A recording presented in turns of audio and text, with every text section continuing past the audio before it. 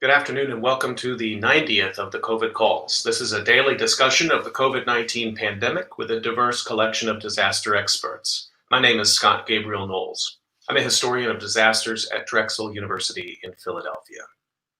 Today, I'm going to talk about infrastructure, justice, and the pandemic with Marcus D. Hendricks from the University of Maryland. You can catch COVID calls live every weekday at 5 p.m. Eastern Time on YouTube Live. Just go to the COVID calls YouTube channel to watch. You can also watch COVID calls on Facebook Live and on Periscope. You can hear COVID calls anytime recorded as podcasts on Spotify, iTunes, Podbean, or anywhere you get podcasts. You can also keep up with COVID calls via Twitter using the handle @US of Disaster or @COVID calls. Please do help spread the word and send suggestions for future guests, future topics. Please do feel free to suggest yourself as a future guest.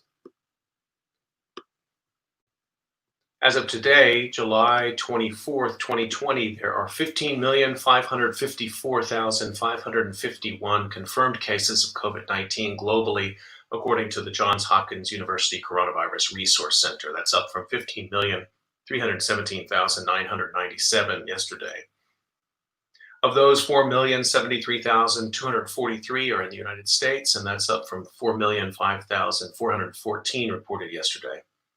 There are now a total of 144,780 deaths reported in the United States. That's up from 143,820 reported yesterday, still right around that 1,000 deaths a day mark with COVID-19. As a way to bring humanity to the numbers, I've been reading a life story or a story of advocacy for COVID-19 sufferers every day. I'd like to continue that now. Headline: L. Theodore Lawrence Jr., 99, was a World War II veteran and pioneering cardiologist. This was written by Joe Giuliano and was published May 22nd in the Philadelphia Inquirer. It didn't take very long for Ted Lawrence Jr. to see action in the Pacific during World War II after he graduated Phi Beta Kappa from Haverford College in 1942. He went into the Navy and attended officers training school at the Naval Academy in Annapolis, Maryland, a 90-day crash course in naval procedures. He was assigned as an engineering officer on two destroyers, the Amman and the Anthony, where he was in the middle of the action. He was involved in the Battle of Leyte Gulf, considered to have been the largest naval battle of the war, and saw his ship hit by a kamikaze plane, resulting in casualties of some of his fellow servicemen. At the end, his ship was anchored in Tokyo Bay when the Japanese surrendered, said his son Bill. The battleship Missouri was where they signed the surrender documents, but his ship was stationed there. Born and raised in Mount Airy, Dr. Lawrence was valedictorian of the class of 1938 at Germantown High School. After the war, he studied at the University of Pennsylvania Medical School. He did much of his work at Veterans Administration hospitals, starting in Long Beach, California, and later in Wilmington and Philadelphia. He wanted to work in the VA system to serve other veterans, his son said. During his 13 years at the Philadelphia VA hospital, Dr. Lawrence pioneered cardiac catheterization procedures taught at the Medical College of Pennsylvania, and co-authored several medical textbooks. After retiring briefly in 1980, he spent the next 15 years as a cardiac consultant at Haverford State Hospital. He was a devoted gardener. He loved vacationing at the family camp at Lower Goose Island on Casco Bay in Maine, where he helped his father, a teacher at Olney High School, conduct a marine biology operation. Years after coaching his sons in baseball, he regularly attended the sporting events of his grandchildren.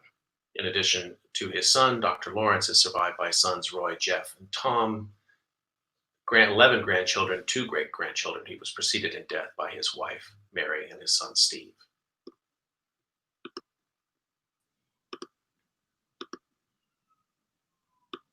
I'd like to turn to our conversation for today. I'm really thrilled to introduce my guest, Marcus Hendricks. Marcus D. Hendricks is an assistant professor of urban studies and planning in the School of Architecture, Planning and Preservation, and a faculty affiliate with the Maryland Institute for Applied Environmental Health in the School of Public Health at the University of Maryland, College Park. His primary research interests include infrastructure planning and management, social vulnerability to disaster, environmental justice, sustainable development, public health and the built environment, and participatory action research. He's the director of the Stormwater Infrastructure Resilience and Justice Lab. He's also participated in a congressional briefing entitled Addressing the Impact of Climate Change on Public Health and Natural Disasters. And his research has been published in several journals, including the Journal of the American Planning Association, Journal of Infrastructure Systems, Risk Analysis, Landscape Journal, and Sustainable Cities and Society. Marcus, thank you so much for making time to come on COVID Calls today. Absolutely, Scott. Thanks for having me.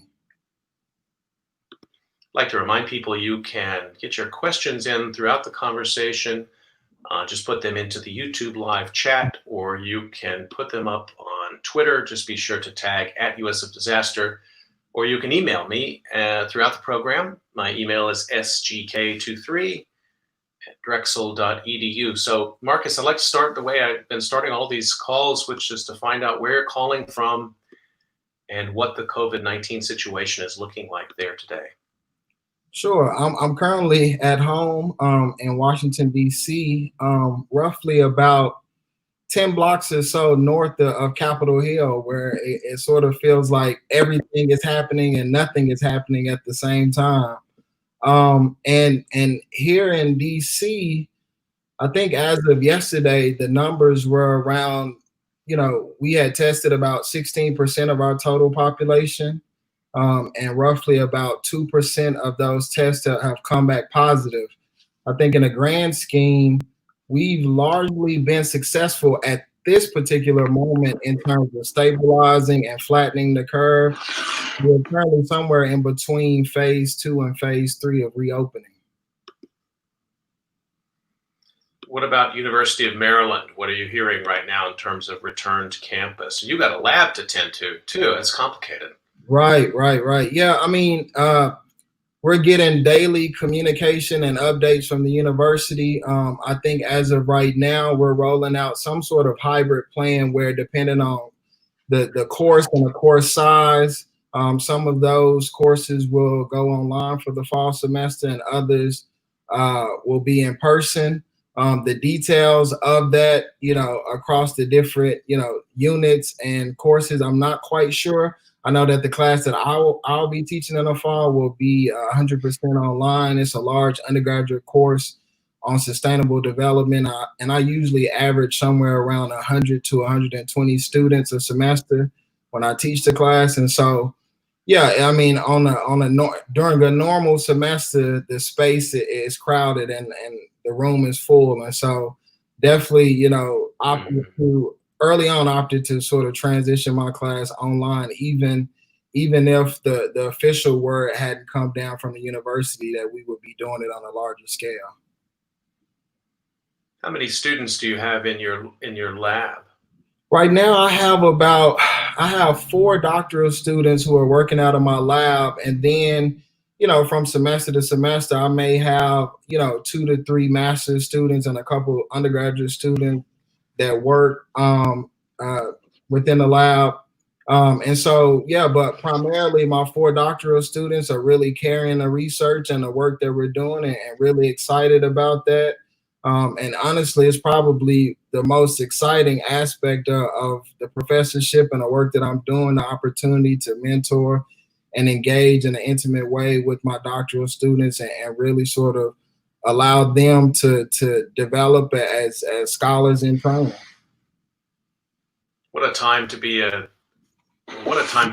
right now, but what a time to be a graduate student right now. I spoke with Jose Terrero, a fire engineer who you may have known. He was at Maryland for a little while, and he's in London now. He spoke so movingly about missing the lab and about his students missing the sort of being in the physical space of the lab and the give and take that happens in that space. Your students do work out in the field, right? Yeah, I mean, we do work in the field, we do work on campus, and I think that community is particularly important to students, and especially graduate students who already have a different experience relative to undergraduate students in terms of the level of engagement with campus and the university. And so that network, those social ties are particularly important. And I think it is something that we have to take into consideration, and the things that we're missing out on. And, honestly, there's just there's no substitute for sort of that physical engagement, but at the same time we just have to be smart and be patient in terms of, and recognize the current situation that we're in, and adjust and make the most of the opportunities that we have. I've made a point even throughout this summer with the course that I was teaching this past spring semester. The students that I had in this community resilience graduate seminar that I taught, we really built a community because we experienced this whole phenomenon together in terms of halfway through the semester having to abruptly transition to online, trying to make community online. And I think it really just added to the connection and the rapport that we have between myself and them and each other. And so I've made a point over the summer to just check in, and we've had virtual check-ins and just chatting casually to make sure that everybody is maintaining and in good spirits, and just to check up on them and family. Let me ask you about the other disaster that has been happening in America throughout this spring and this summer, and that has to do with the murder of George Floyd and the protests that have gone on. I wonder if you could share a little bit of your experience in that. You said you're 10 blocks from the White House. It's all played out right there. How has that involved you, your students, your community? Yeah, Scott, the interesting thing about it is that as a disaster scholar in a disaster world, we talk a lot about sort of acute events versus chronic or slow onset disasters, and I think this reckoning or awakening around racial inequalities and injustice is nothing new, and it's really sort of something that we revisit, and we come back to this place time and time again, and mostly because we never get after the root causes and drivers and issues that we need to reckon with and grapple with from the beginning. And so, again, I think it's nothing new for folks who have, been on the front lines, who are part of these marginalized groups. But I will say that this particular moment has been unique and remarkable in a way that, I don't think I've ever seen such widespread and international unrest in a way that historically in a way that we've seen it this summer. I mean, usually when we think about demonstrations and unrest, is usually central to one location or isolated to one particular place.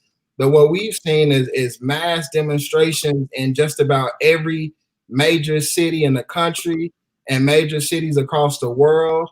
And that has even spilt over into smaller towns, and folks are really, I think it was sort of the perfect,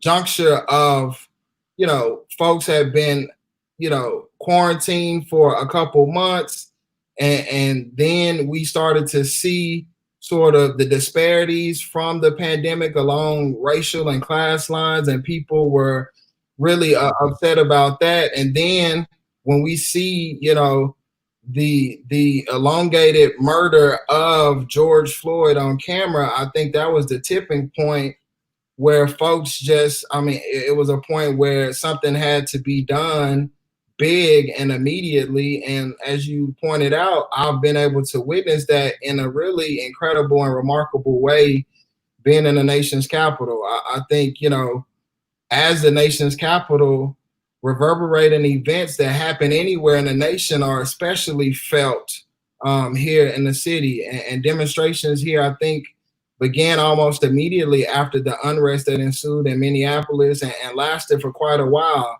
And we all know sort of what transpired after that in terms of the infamous political stunt and show of force that the president pulled on peaceful protesters in Lafayette Park to stage a picture in front of St. John's Church, which since then has been renamed Black Lives Matter Plaza. And then sort of Trump essentially also using us as a test bed for what we're seeing play out in Portland, and maybe soon enough to be Chicago, in terms of employing the military and other federal agents, and seeing, it was incredibly shocking to me something I had never seen before when I saw military tanks on various corners and on the streets of downtown DC, and it was quite Mm. extraordinary. And Wow. something that for me personally affected me because I've it's not the murdering of unarmed black men and women by the police is not something that's in the abstract for me. It's not just a hashtag. It's quite personal. Not only because of the body that I inhabit, but also because I've lost close friends and classmates and a fraternity brother to police violence, and so it's quite personal, and this, I mean, it's just been, extraordinary to say the least. And I will say too that, it's disheartening because when you're dealing with two pandemics at the same time, my only outlet when it was just COVID, my only outlet in terms of getting outdoors was going for a run and riding my bike. But then when you have Ahmaud Arbery murdered by white supremacists, and then you see George Floyd murdered by the police, it's kind of like the things that, the only solace or the outlet that I had during a global pandemic was sort of snatched away from me by sort of the threat of police and white supremacist violence. And so, yeah, I mean, it's weighed heavy on me this summer, and that's why I was so appreciative of, you all with the series and the essay that I wrote, to really an opportunity to connect my research to these larger issues that have transpired this summer. Well, I want to first of all, I want to thank you for sharing your vantage point on that, and I think that's an excellent way for us to transition a bit into talking about your work. And I think, so you're an engineer, you focus on infrastructure, you're a technical expert, but you're also, you bring a social science and an ethnographic dimension to it as well, which I think is really important. And I guess before we jump into that discussion, something occurred to me just as you were talking. The way you talked about racism as a long-standing pandemic Absolutely. in America. It seems like that perhaps engineers who study physical systems like you are uniquely suited to think about disasters over long periods of time, because you spend all of your time thinking about structures, right? And I know when we talk about structural racism, we often mean like a legal system or something like that, but there's physical structures to racism as well, and that's where you spend your time thinking. Yeah, well, Scott, just to clarify, so I'm a social scientist by training. So my master's is in public health and my PhD is in urban and regional planning. So I'm a social scientist, but I was trained as an interdisciplinary scholar in many of ways. And I think, to your point, my early work and my dissertation work was really nimble and interdisciplinary in a way that was bringing together sort of the social dimensions as well as the physical dimensions. And I think, that early on, the work that I did and incorporating those engineering aspects into and exploring them through a social lens really allows me to be a translator between sort of the social sciences and the physical sciences and the engineering work. And so, it's interesting because I was just on a panel yesterday for the International Low Impact Development Conference.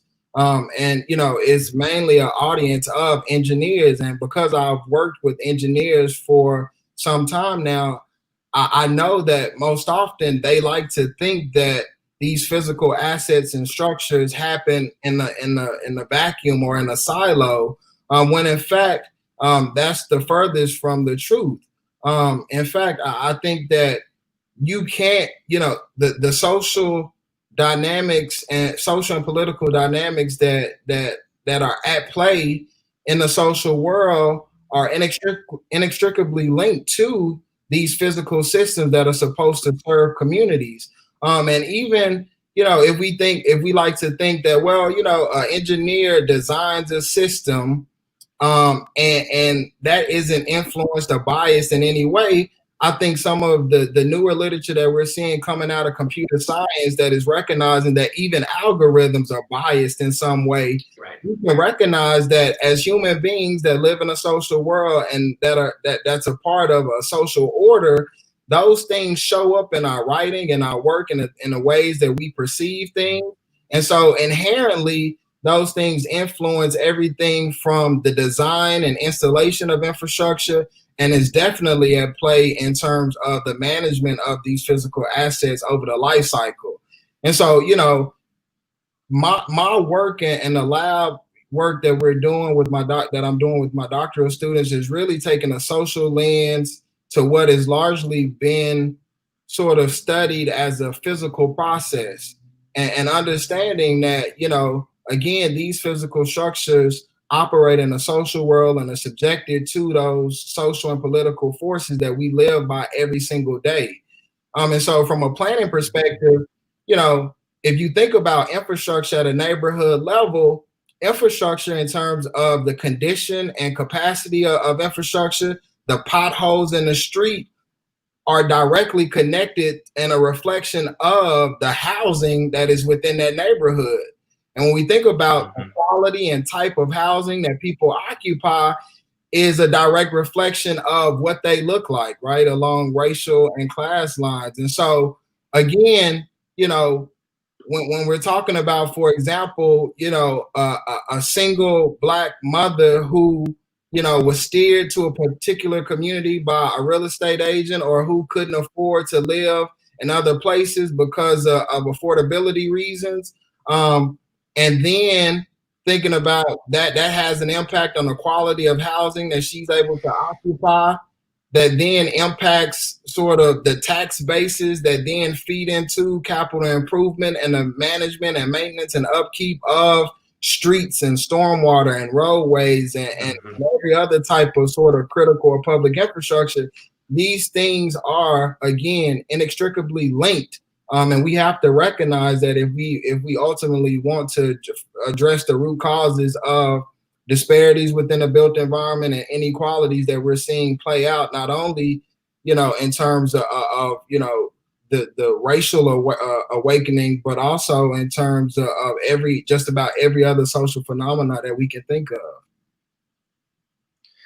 Thanks for the clarification. First of all, you work so well across these professional boundaries that I had you kind of like in the engineering school, but I know better than that. I know that you're operating in these different domains, and I think that vantage point from planning as well is a good one, because it keeps you sort of in both of those camps. I want to remind people that you're listening to COVID Calls, and I'm talking to Marcus Hendricks today. So let's shift over, and I just want to, people can find this easily online.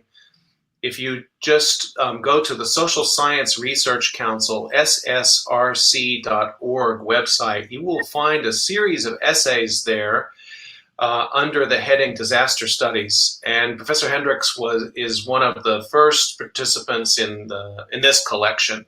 And the title of his essay is Transforming Public Safety and Urban Infrastructure to Mitigate Climate and Public Health Disasters.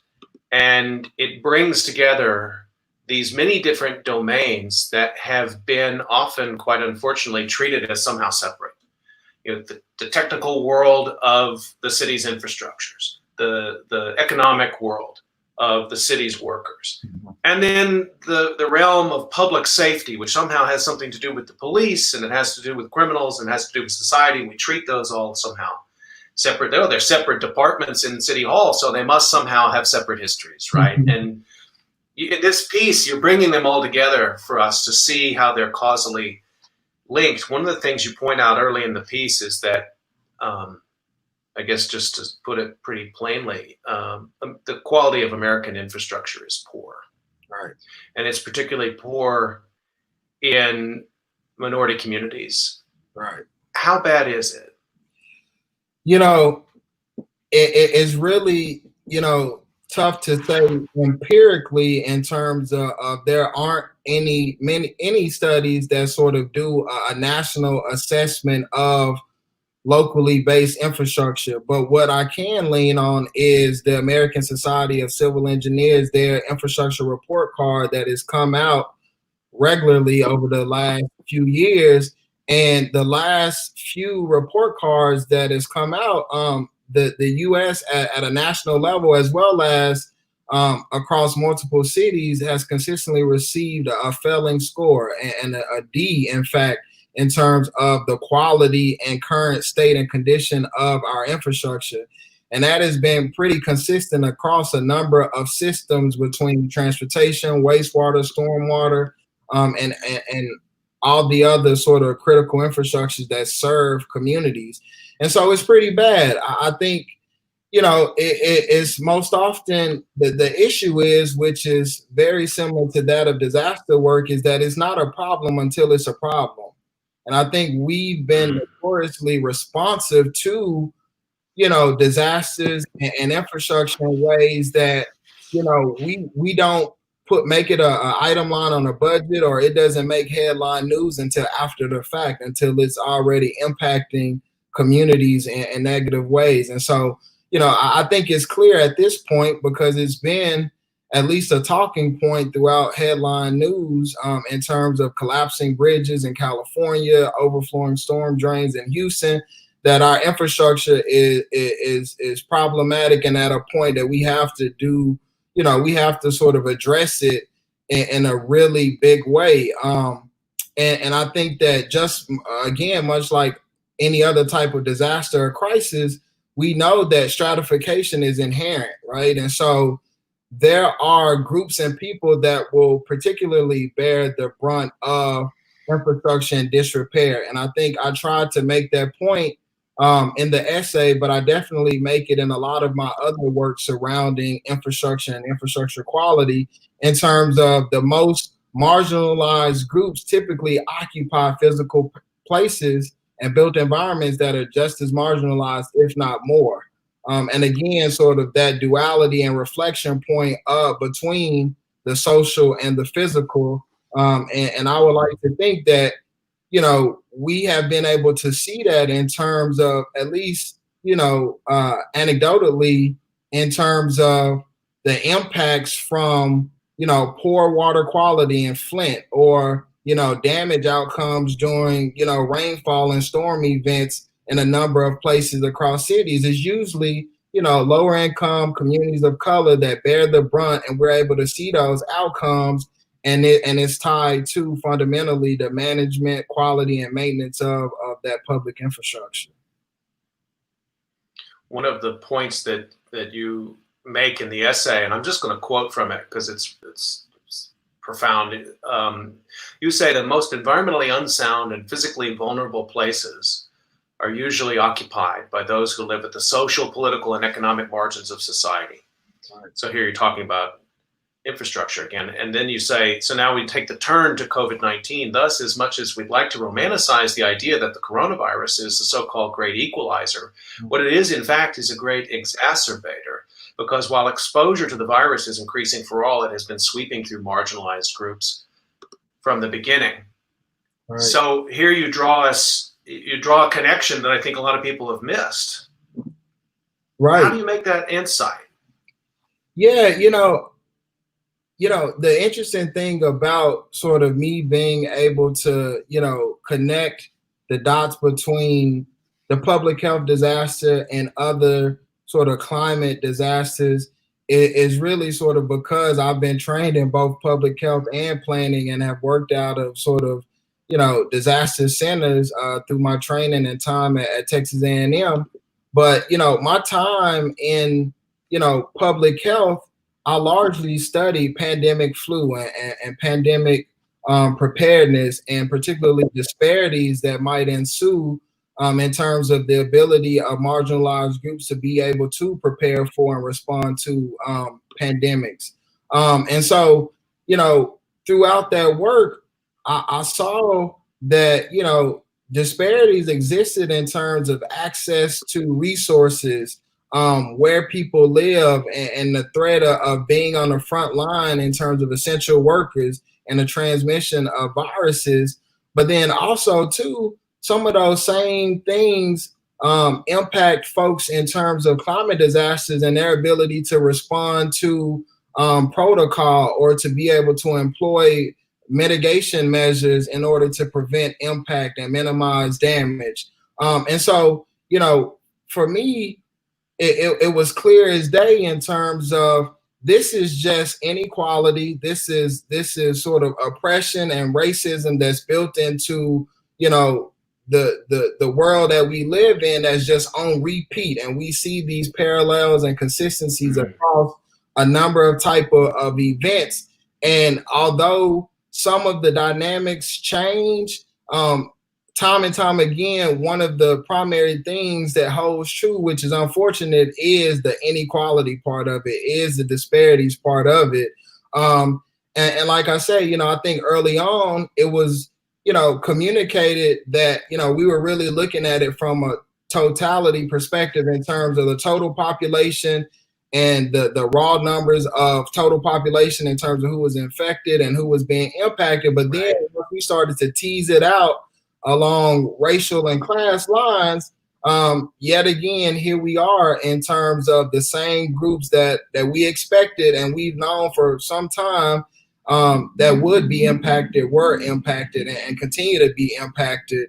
And it's not new. It's not an equalizer by any means, because the playing field wasn't level to begin with. And so those were the sentiments around really just exacerbating and the conditions and the circumstances that marginalized groups live in and are subjected to every single day.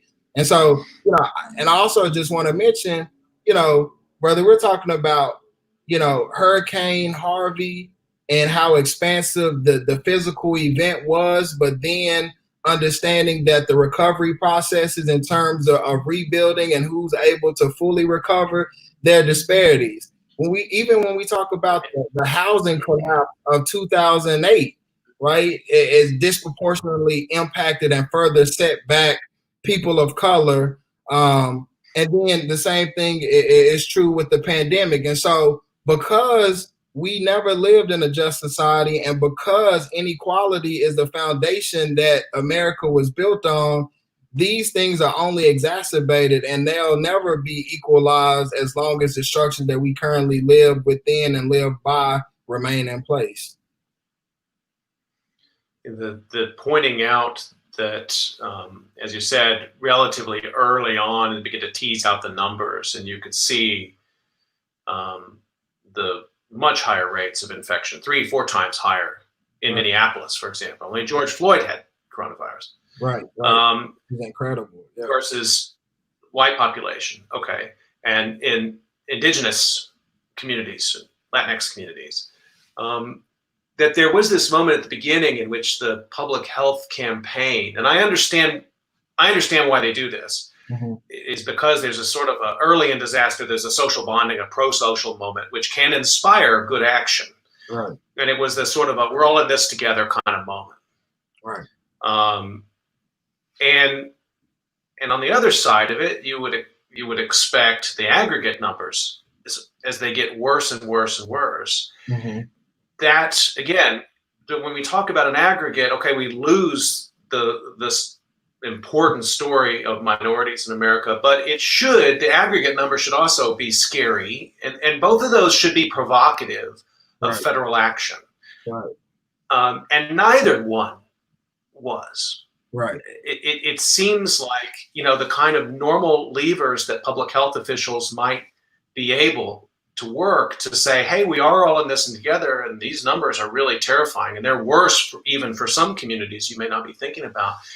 And it doesn't seem like those messages have gotten across. It's too much to just say, lay this at the feet of Donald Trump. Right. But I'm concerned about this, because it seems like all the normal things we would have relied upon to get people's attention who are not in minority communities, a lot of them have not worked. Meanwhile, representatives in the minority community have had their hands up from the beginning saying, we expect there are going to be higher rates here. And as you point out, it absolutely has been true.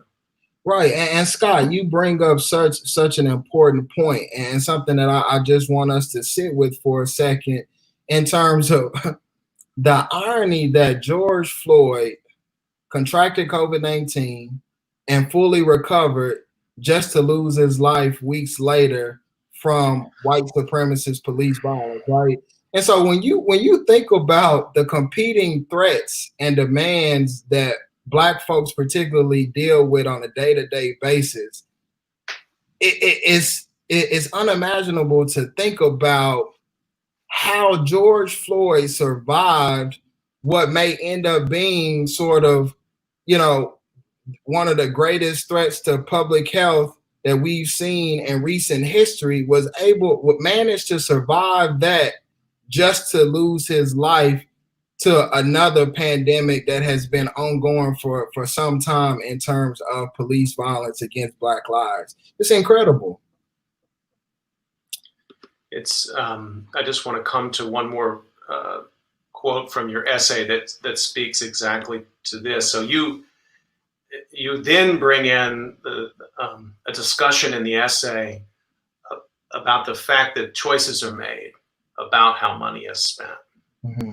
And yeah, there's a history of racism and racial violence. It goes back to the root of America. But that doesn't absolve us from considering the present when it comes to how we allocate funds. Right. And let me just give a quick quote here. You talk about the infrastructure sector is designed to protect us from hazards such as infectious disease outbreaks, including COVID-19 and other novel viral strains. As public debates continue over where police funding would best serve communities, we should consider the role of critical infrastructure in public safety and more community-driven approaches to public safety. When I read that, I immediately again thought of George Floyd, and I thought, what if he lived in a community where the funding decision had been made to give him a safer environment and a better infrastructure and a stronger community with fewer police? Right. I mean, that's a healthier, safer environment. I mean, there's no way to predict if that would have saved his life or changed the trajectory, but it got me thinking that these are not preordained policy decisions. The choice not to fund critical infrastructure and to overfund a police department, that's within the civic discourse. We can affect that. And I think those are active decisions and choices that we made intentionally and that we continue to make intentionally. When you think about the short-sightedness of viewing public safety only through the lens of policing, which I also mentioned, it's unfortunate because then every single response that we have to a number of social ills and social problems is through policing. And it's problematic because policing, sort of at the core, is responsive in nature. So it's not mitigating necessarily crime, or it's not necessarily saving lives. It's really responsive after the fact. And so when we think about where we should go from here and reimagining public safety and redistributing funds, it really should be through the lens of hazard mitigation to begin with, whether the hazard is crime or the hazard is climate change. And I think that if we can sort of reimagine and pull ourselves out of this hole of only, thinking about public safety through policing, we can invest in people and resources and other forms of capital that would be much more beneficial in light of public safety, and making sure that we, engage the community and allow sort of, the public to be the overseers of that process from the very beginning. And I think that's the only way that we can get this right, because otherwise we're just going to continue to perpetuate the same inequalities, the same processes that haven't worked and that have disproportionately impacted Black folks and other marginalized groups from the beginning. And so I think that's the point, is that we have to shift the paradigm away from policing, and even at the most basic level in terms of defunding the police, is that I personally, as a plan, thinking with my planning cap on, is that I'm not sure why police officers drive incredibly fast cars when the average car on the street, right, at the most basic level doesn't require. I mean, most of the police chases I've only seen in movies and in Hollywood. I've never really seen or witnessed them on the street, right? And so we fund and we Mhm. purchase, you know, equipment and vehicles and things that aren't necessarily needed, and it's because we lack imagination, and we're incredibly short-sighted and responsive, and don't Mhm. really take the time to think about these things more practically, or in a theoretical sense, in terms of what these things could look like in the future, or how they could look differently, that could have a positive impact on society as we know it. Well, let's stay with this for a second because I know in your work, and let's talk about some of the details of your work here. Because you said we lack imagination, but I, you don't lack imagination, and your students don't. And I think your method has also been to say, look, if the people we've been relying on to make these decisions, to overspend in some areas and not spend enough in other areas, maybe we need to be listening to different voices. I want to bring in a question here that Darian Williams, so glad that he's participating today. Um, this is a nice turn to, I think, what we want to talk about now in terms of your own method of planning and infrastructure change in America. If there's such a thing as an anti-racist infrastructure revolution, which I think is something that you're describing in this essay. Right. What do you think about Darian's question here? He says sometimes the infrastructure itself is the weapon. For example, highways during urban renewal, or more recently DAPL, et cetera. Where do you see citizen science fitting into dealing with these collective struggles? I know that's right in your strike zone of your work, right? Right, absolutely. And that's a great question that Darian has posed, and I think it's important because my approach to, you know, the work that I do is really leaning on the voices, perspective, intuition, and brilliance of communities, because I think that they know exactly what's needed. They know local dynamics. They know the ways in which these physical systems impact them, whether it be positive or negative. And I think if we sort of reimagine the process, and I mean, in planning specifically, we've long talked about the need to do public engagement and to have civic participation. But I think oftentimes that's usually lost to a lack of resources at the municipal level. Is also lost to the bureaucracy of sort of day-to-day planning within municipalities. And so the things that I encourage my planning students to do is lost in practice because of the fiscal and political nature where planning is situated within cities and municipalities. But I think if I was to sort of take sort of my practical hat on and think in a much more idealistic way, you know, I would imagine from us again shifting the paradigm from doing things to communities to doing things with communities. And before we even draft or propose a capital improvement plan, having a conversation and allowing communities to be the voice that guides from the very beginning in terms of what will best serve and support them in terms of their livelihood, in terms of living a thriving life and having a thriving community. And again, because I noticed from personal experience through my research, communities are brilliant and they know exactly what they need and what they don't need. And I think that they would address by engaging them and allowing them to be the voice from the very beginning, from the designing of infrastructure to the siting of it, the installation and the management of it, having them engage, having their voices lead the charge.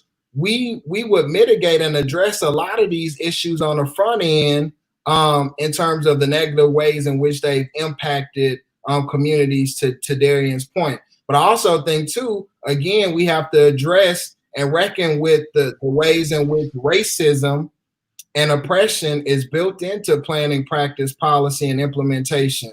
And I think to Darian's point, you know, particularly related to transportation infrastructure and highways and the ways in which they've been used historically to divide and segregate communities, that was intentional. And so, it was also likely intentional to not engage communities or to not allow them to have a voice in their own oppression, right? And so I think, idealistically, we should be engaging them from the very beginning and throughout the entire process, but we also have to address the ways in which racism and classism and oppression is built into the planning process, to where it allows us to do these things to communities in a negative way, from the placement of highways to redlining, that which was the architect of segregation to begin with.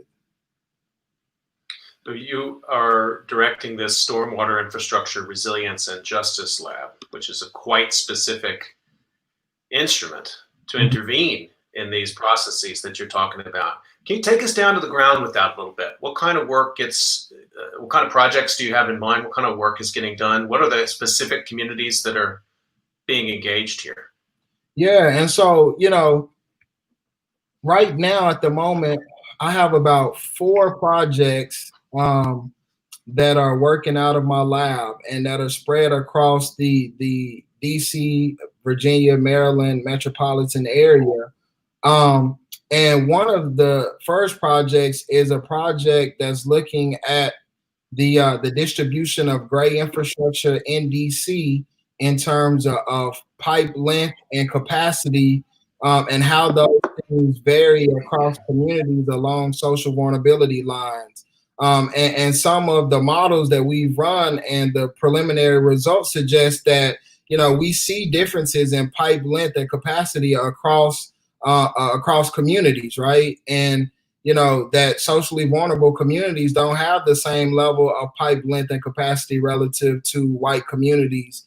And so, that's one sort of preliminary outcome that we found. But then at an aggregate level, we've started to see, we've also seen that, in general, stormwater infrastructure development hasn't kept pace with above ground development. And I think, the intentions behind my research lab are so specific because, even within infrastructure, stormwater infrastructure specifically is the stepchild of infrastructure. And we sort of, even when we start to reckon with infrastructure and infrastructure investment, we usually tend to sort of think of transportation systems first, or even energy and other systems first. And stormwater is usually sort of the stepchild of the stepchilds. And so, that was sort of my rationale for being specific, as well as connecting it to disasters and flood events. But I say that to say is because, we've continued to develop pervious surfaces above ground with impervious cover, and we're increasing the amount of runoff during rainfall and storm events, but then not simultaneously going and addressing gray or green infrastructure to deal with that runoff. And so this paper, in DC and this particular project is really exploring those dynamics and trying to get a sense at a cross section of what we're dealing with.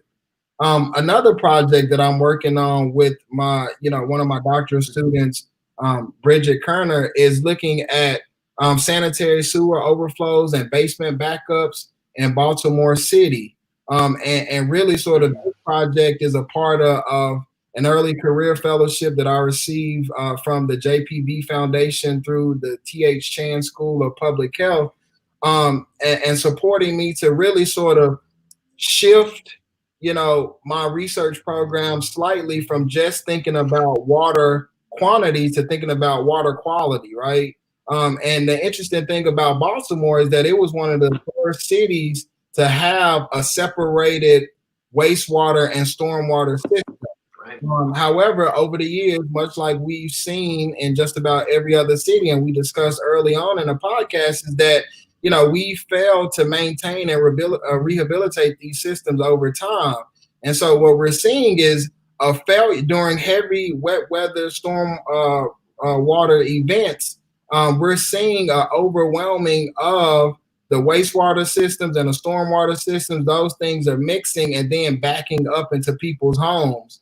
And this, these sanitary sewer overflow events and basement backup events have been, have been an issue for quite some time in Baltimore. And so we're taking sort of a geospatial as well as a qualitative approach to understand the dynamics associated with these backups in terms of where they've happened, and why they've happened, and the impact and trauma that they've caused to local residents. Another project that I'm working on with one of my other doctoral students, Brittany Drakeford, um, is looking at, really sort of taking a step back and thinking about the historical context of why Black communities are particularly vulnerable to flooding. And because most often I think, when we think about, flooding and responses to disasters and climate change, we're forward thinking, which is good. But I think we have to really look at these things across the spectrum and across time to really understand, not only where do we go from here, but how do we get here to begin with. And so I think this project is really sort of special to me and important because we're working with the town of North Brentwood, Maryland, which was one of the first, you know, partitions of land that was set aside for returning soldiers of color after the Civil War. And lo and behold, right, that land that was set aside for purchasing by those returning soldiers was unwanted land that was situated in some of the lowest lying areas of, the Anacostia River watershed and a floodplain, right? And so from the very beginning, in terms of where Black communities could establish and settle, we saw an elevated risk related to stormwater and flooding that was differential than that of white communities, right? And everything that has transpired since has only perpetuated that. And so she's doing along, we're doing a historical content analysis to really sort of provide context of, dynamics, the social and political dynamics that influence the settlement, the racial, structures that were in place that cornered people into these precarious situations, and then doing oral histories with community members to really sort of just flush out the ways in which they've dealt with these issues over time. And so really excited about that project as well. And then the last one is really sort of, a project where I'm using the University of Maryland's campus as a living laboratory. And, I think this particular project is also important because as we think about transitioning to more sustainable development,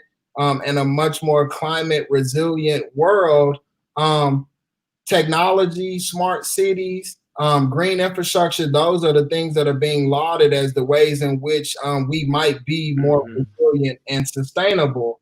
But I want to get my hands and get a feel for the nature of the technology, the ways in which these systems work to engage, historically marginalized communities in this discussion and to be able to exchange knowledge and information with them to where when these things do get, implemented on a larger scale, that we don't perpetuate these inequalities and we don't leave these same communities behind, and making sure that they have access to and a capacity to engage with these technologies and green infrastructures in a way that will serve them best.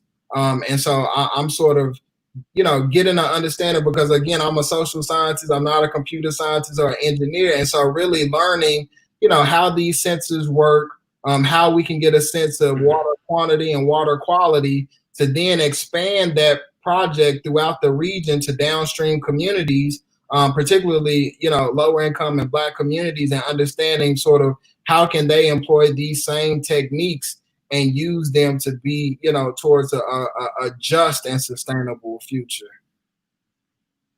I want to remind people that you're listening to COVID Calls. We're talking about infrastructure and justice and COVID-19 with Marcus Hendricks. You can still get your questions in to the YouTube live chat or get them up on Twitter. Just be sure to tag @US of Disaster.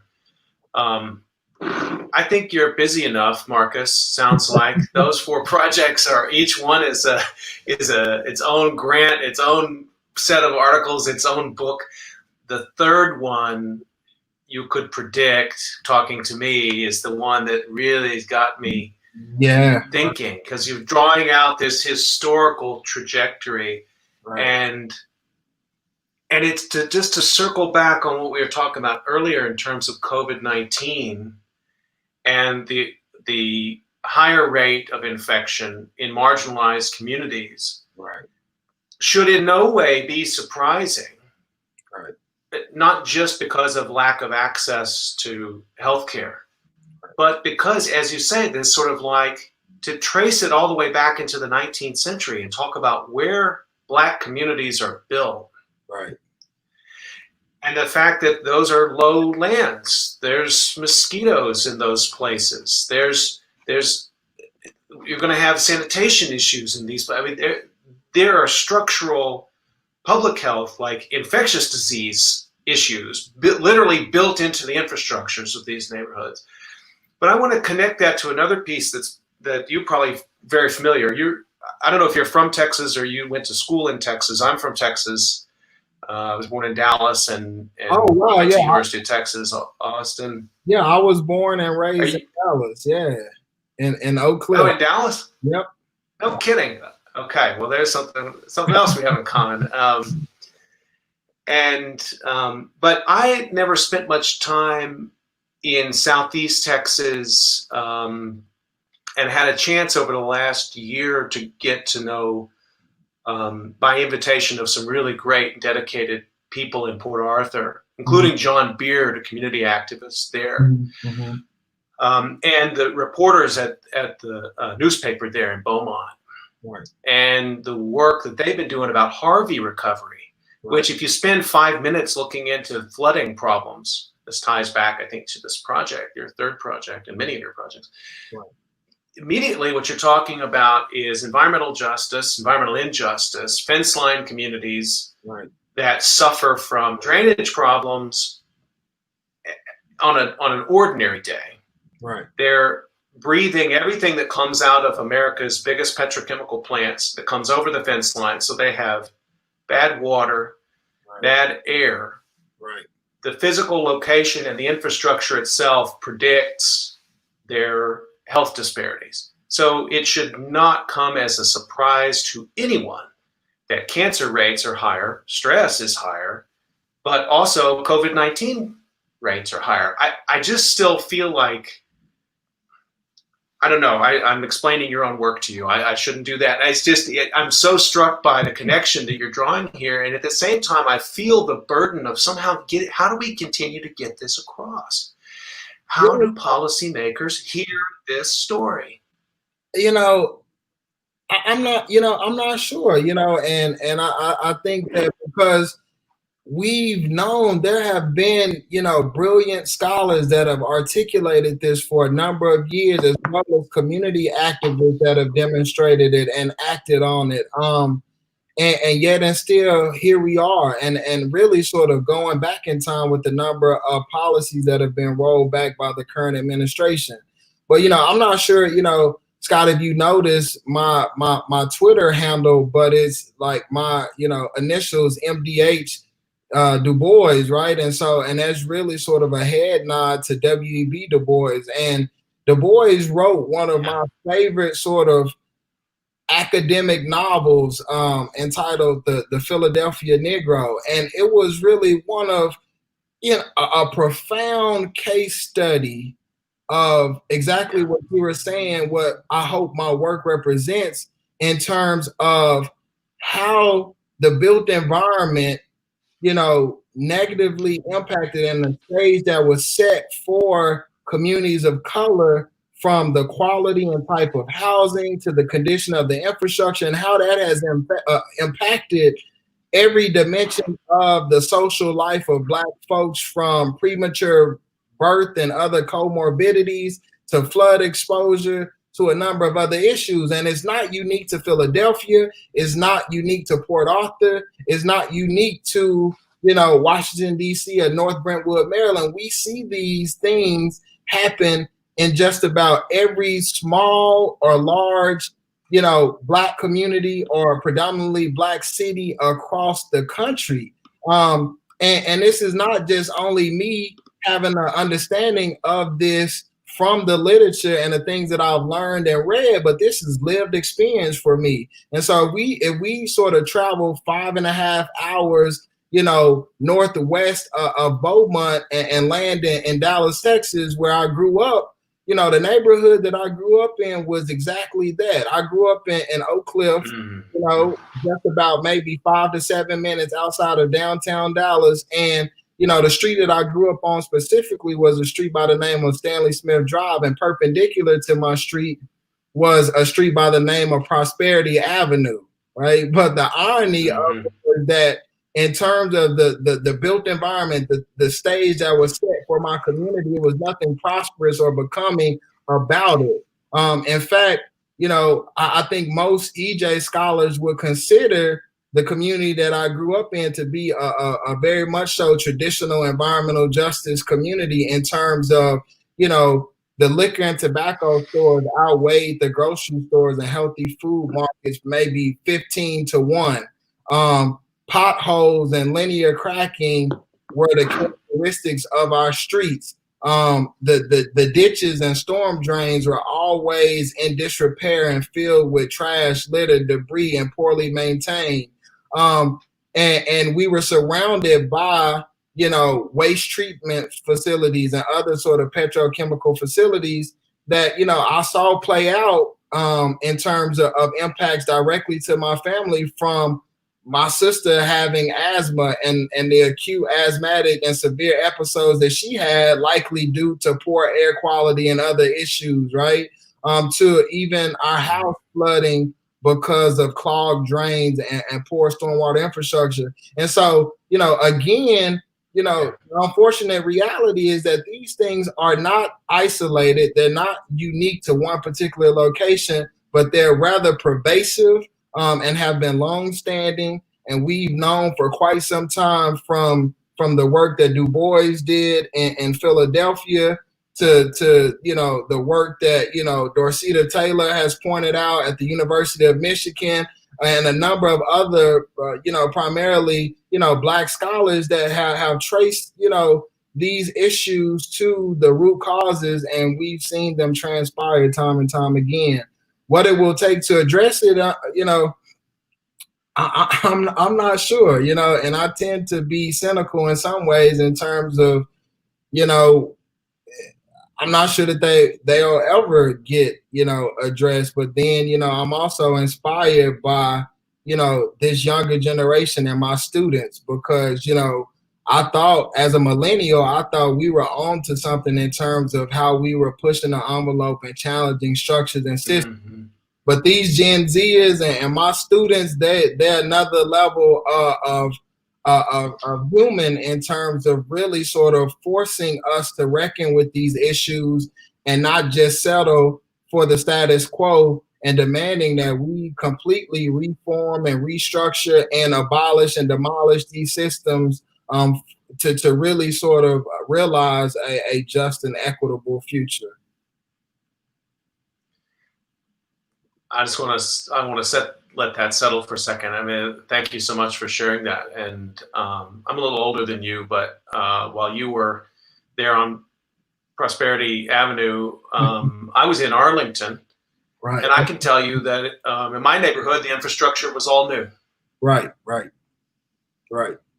And that was I grew up sort of, the intuition that sort of shaped my current research trajectory and my research program and the work that we're doing out of my lab is that, the fundamental questions of who got what, when, where, and how, and why my community, looked a certain way, and then when I would travel across town to other communities and communities that largely I knew that I didn't belong in, or that people that looked like me didn't live there, what was different about them and about us and me and my family that sort of led to these differential outcomes?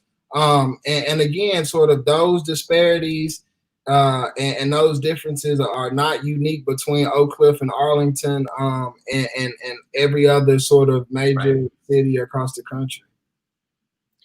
But there's a thinking again here about strategies and some of the ones that you're using. I mean, there is a I hold out.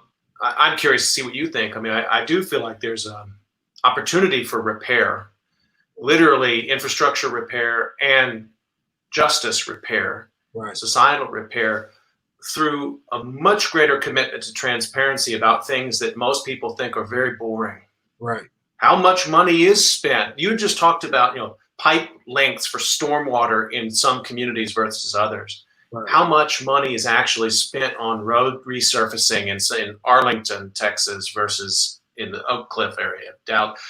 That is also a social justice and environmental justice conversation. I just think we haven't engaged it fully. I feel like we're at a turning point with that, frankly. Yeah, In even the kind of work that you're doing, the work that's getting funded right now, that intentionally takes historical trajectory into account. right. Maybe I'm too Yeah. optimistic in this moment. I don't know. Yeah, I mean, I think it really just depends on, if we do things differently, and the folks who have been historically marginalized and lack power, voice, and agency, if they're given those things this time around, and we actually sort of allow the folks who have been voiceless to have a voice, and not only just sort of share their burdens and hardships, but actually act on these things. And I think that can happen through participation, accountability, and transparency. But we have to be intentional about doing that, and we have to be consistent about doing that, while also recognizing the burden that is placed on marginalized communities to fight for things that were defaultly or inherently given to other communities, and they just go about their everyday lives, not having to reckon with these things or advocate or demonstrate on behalf of these things because they were by default given to them. And so, I think for me, looking toward justice in light of the environment and climate change and sustainability, is largely sort of a realization of AOC's, Green New Deal, and making sure, and probably some, form, if not like absolute reparations, to sort of level the playing field and reinvest in communities, and reinvest in individuals across a number of type of capitals between, social, physical, natural, and the like.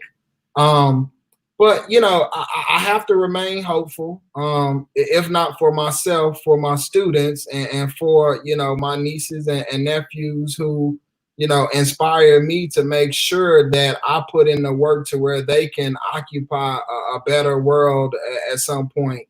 And so I think, yeah, we have to remain hopeful. There is an opportunity toward justice and resilience and sustainability.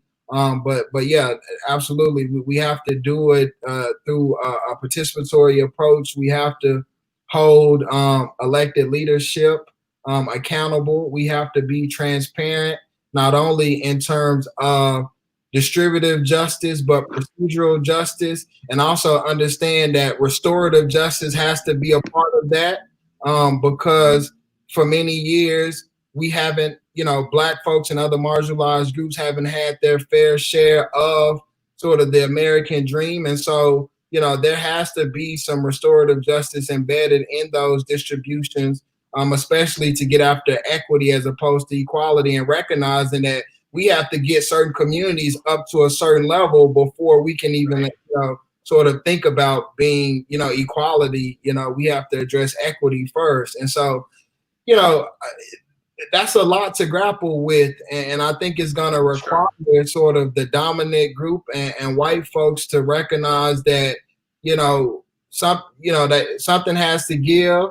And again, sort of that restorative and reparative angle has to be done in order to fully address the issue. Otherwise, will never really sort of achieve the idealistic place of true justice and equity. And we'll find ourselves right back here in another discussion about a pandemic and a racism disaster happening in America yet again. I mean, of course, every major disaster we've faced in America in my lifetime has brought these two different dimensions together. I mean, Hurricane Katrina, for example, if you were paying attention, this was once again an exposition of the history of racism in America. I wanted to we're almost up on time. There's one thing you said about this Gen Z. I was teaching yesterday. I'm teaching a class on climate change history right now, and was showing an inconvenient truth. And the students, of course, none of them had seen it, and they're great. I mean, they're so brilliant, and they watch it. Great, good conversation. And then finally, towards the end, I said, "Well, what would you think about making the film better?" One of the students said, "Well, recast it, but put Greta instead of Al Gore." And I thought, exactly, it's time to pass the torch.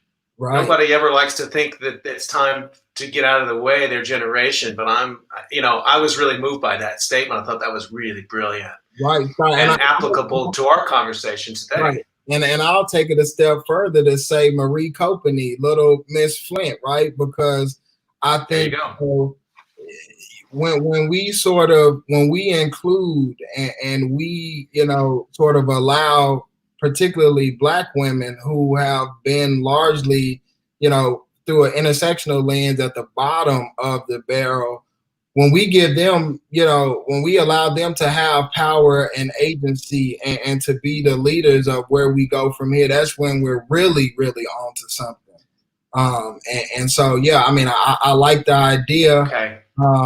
And I like where we're headed in terms of how they're thinking, because, yeah, absolutely, that's where we have to head in order to really sort of get after this. Well, Davis Guggenheim, if you're listening, I think we have some good ideas for another remake of An Inconvenient Truth that could bring a lot of these issues to bear. Marcus, I want to thank you for your time today, and want to really encourage people, again, to go and get that essay. You can get it at the Social Science Research Council, ssrc.org website, and the title is Transforming Public Safety and Urban Infrastructure to Mitigate Climate and Public Health Disasters. And it's a way to understand COVID-19 and racism in America through the lens of infrastructure and the possibilities for communities to take hold of their future and a better future and a more equitable future through those kinds an infrastructure revolution. Want to remind you, you've been listening to COVID Calls. You can catch COVID Calls Monday through Friday, 5 p.m. Eastern Time. We have a very full week. Next week, we have David Brick, choreographer from Headlong Dance Theater, on Tuesday. And on Monday, we'll have a discussion of homelessness and COVID-19. Marcus, thanks again. Really appreciate your time today. Scott, it has been my absolute pleasure. Thank you. And I have to say, too, this is my first podcast that I've ever done. And I have been saying all summer early on that I wanted to do a podcast at some point. And so, this is my first one, and delighted to have done it with you. It was a pleasure talking.